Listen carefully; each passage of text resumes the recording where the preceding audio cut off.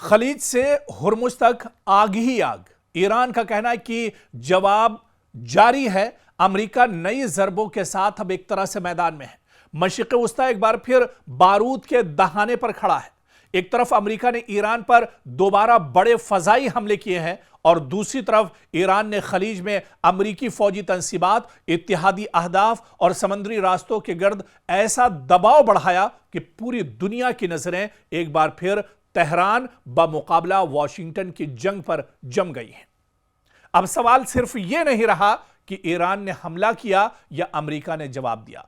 सवाल यह है कि ईरान ने कहां कहां वार किया, अमेरिका ने कहां जर्ब लगाई और इस वक्त जंगी नक्शे पर बरतरी किसके हाथ में दिखाई दे रही है। यह सबसे बड़ा सवाल है, क्योंकि एक तरफ दुनिया की सुपर पावर है और दूसरी तरफ ईरान जैसा कमजोर मुल्क जिस पर हमेशा से पाबंदियां रही हैं, वो मुल्क है।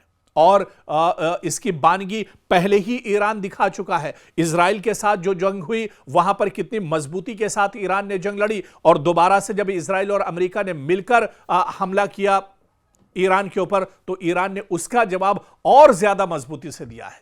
और ताजा इत्तलात के मुताबिक ईरान ने हालिया हमले में खलीजी ममालिक में मौजूद अमेरिकी फौजी ढांचे और मुताल्लिका अहदाफ को निशाना बनाने का दावा किया है। रिपोर्ट्स में कुवैत, कतर, बहरीन और उर्दून में अमेरिकी फौजी इंफ्रास्ट्रक्चर या इससे जुड़े मकामात पर हमलों या धमाकों का जिक्र भी सामने आया है। बड़े पैमाने पर यह हमले किए गए हैं। वाकई ईरान पूरी मजबूती से जवाब दे रहा है, जबकि अमेरिका दबाव में आता दिखाई दे रहा है।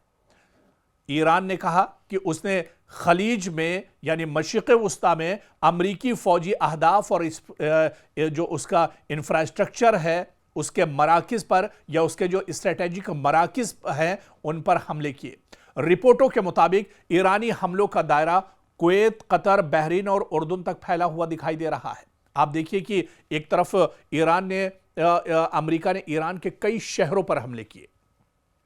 हालांकि आप बीच बीच में अमेरिका यह भी कहता है कि यह हमले उसकी तरफ से नहीं किए जा रहे हैं। सवाल ये उठ रहा है कि अगर अमेरिका की तरफ से यह हमले नहीं किए गए तो यह हमले कौन कर रहा है? क्या इजराइल छुपकर इस तरह की प्रॉक्सी वार कर रहा है? क्या इजराइल छुपकर इस तरह के अटैक कर रहा है? लेकिन जो माहिरीन है वो बताते हैं, क्योंकि डोनाल्ड ट्रंप का जो रवैया है, डोनाल्ड ट्रंप का जो बयानिया है, डोनाल्ड ट्रंप जो खुलकर बयान दे रहे हैं, उससे यही वाज़ेह है कि जो हमले ईरान पर किए गए हैं ये दरअसल किसी और ने नहीं, ये अमेरिका की तरफ से ही ये हमले किए गए हैं।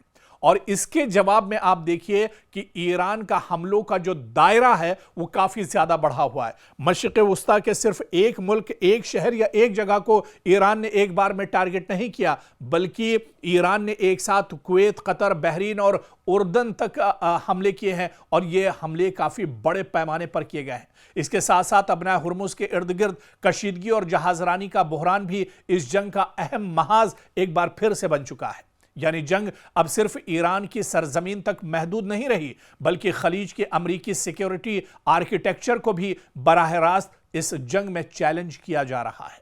और सबसे ज्यादा जो नुकसान दरअसल इस जंग में पहुंचा है वो अमेरिका के इंफ्रास्ट्रक्चर को पहुंचा है।